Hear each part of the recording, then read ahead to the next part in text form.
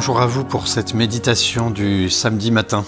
C'est le jour de la Sainte Vierge et nous l'invoquons aujourd'hui comme Regina Sanctorum, Reine des saints, Reine de tous les saints, des saintes et des saints. Nous prions l'Esprit Saint. Au nom du Père et du Fils et du Saint-Esprit. Amen. Viens Esprit Saint, viens embraser nos cœurs, viens au secours de nos faiblesses, viens Esprit Saint, viens Esprit consolateur, emplis-nous de joie et d'allégresse. Viens en nos âmes lasses, Esprit de sainteté. Viens nous combler de grâce et viens nous sanctifier. Viens guérir nos blessures, toi le consolateur. Viens, source vive et pure, apaiser notre cœur. Envoyé par le Père, tu viens nous visiter.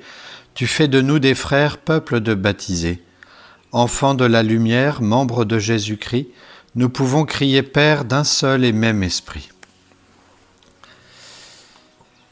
La Sainte Vierge Marie, Reine des Saints, nous la voyons déjà au pied de la croix, lorsque Jésus lui-même vient confier son apôtre préféré à la Sainte Vierge Marie et confie la Vierge Marie à son disciple préféré, Saint Jean, le modèle de la pureté, le modèle de la fidélité aussi.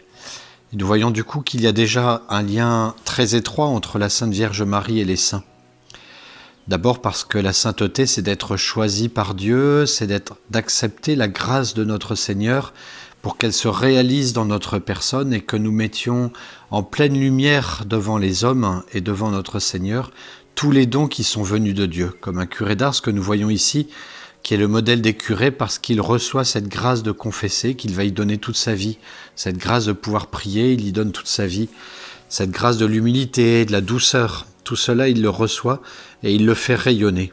C'est-à-dire que chaque vertu que les saints possèdent, eh bien la Sainte Vierge le possède aussi et avant et même avant de tout péché.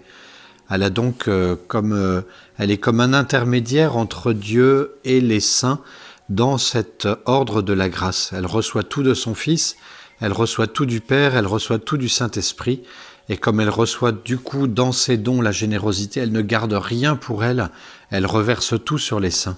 Déjà persuadée qu'elle donne en plénitude, et en plus elle est persuadée, et elle le sait, que si elle a cette générosité, ce n'est pas pour la garder. Alors elle donne généreusement, et plus elle donne dans l'ordre de la grâce, plus elle reçoit.